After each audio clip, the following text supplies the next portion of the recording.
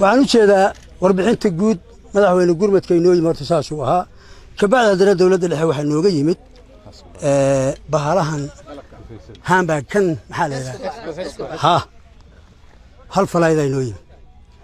haddana maanta waxaa sidana lagu soo wargeliyey 6 falay isla tudheya maanta yaa degaysa oo aan rabno waajibka labaad annaga waxaan dhignay raaca koobaad raaca labaad raaca saddexaad oo kaasa raaca afaraad oo injineerku saa ka bilaabay helikelyaan ka dhignay biyo hal xabo oo ku soo fashilnay waxa weeye waa qooqane way nooga soo adkaadeen kii labaad oo kale waa kana waa ku hortaagana kii saddexaadna waa kaas oo waa kii labaad baan hadda ku hortaaganahay kii koobaadaan nalooga soo adkaaday kii labaad waa ku hortaaganahay kii saddexaad waa kaas waa fayowdah waa noo sidiisii kii afraad oo saaka injineerkii ay soo dhigeenna dee lamaba gaarinba biyo horta saasaan uga adkaanay haddaad ciddii qof kastoo shaqeeyaana abaalmarina uu leeyahay qofkii si xun u shaqeeyaana cinqaaba uu leeyahay qofkii si fiican u shaqeeyaana abaalmarin iyo berimiya uu leeyahay midaadna marinaadaa lagaa sugayaa maanta waxaan rabaa inaan u mahad celiyo soomaalida meesha taagan iyo kuwa maqana ay ogaadaan waxa saan loogu dheeray oo intaasoo buura laga dhex waday waa nin beertii madaxweyne waxa gadaasheena ku yaal waa artaa waa geetamir liin waa waxaan waa liin nin baa ogolaaday oo liinta haddaa ku soo aadaan fujiya ku rida biyaha ku rida ku xiran waa ninka meeshan ninkan waa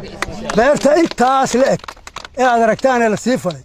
ee intana laga falay oo keligaan u dhex yaallo oo kan u dhex yaallo oo kaas u dhex yaallo ninkaana iskala lagu war ku socda waxaan hayna nama dhig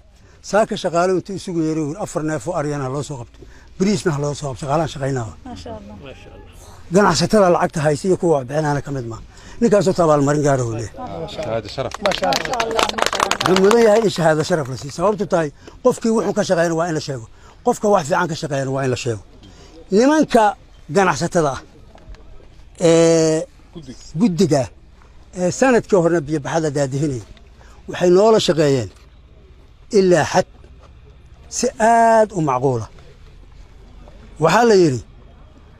waxaadan adigu hayn hooyadaaba ha haydee haybis bay kaa rabaan inaad weydiiso oo aad tiraahdo hooye meel wax halkan yidhi yaa intaasu waa iska jirtay intaa yari waa iska jirtay laakiin ilaahay haddaan ka baqayo waa nala shaqeeya intaasuna waa jirto wax aadami kaa haayo ayaaba noocaasa soomaa marka wax ma go'aansan kartid fiiri marka aniga askarigaan jiri askariga waajibku markuu maalin leeyahay waxaa la leeyahay 72 saac gudahooda waajib kala siinaya xilliga uu baxayo imkaaniyaadkiisa wax dhan waa loo dhameystiraa xilliga uu dhaqaaqa uga maxirna taliya noocaasaan sugaynay nama yeelin laakiin waxay noola shaqeeyeen qof shacab uu intay qof la shaqeey leh mar haddaanaan is amrayn oon dad simannahay jeebkooda iyo dadaalkooda nin waxaan u qabi jirnay aad inay u baqayaane ayagoo hareereen taageerada jaad qabanayaan nimankii ruuxaan tahay meelaha inay ka tageen joogaan ma kala intaasina waa kaftan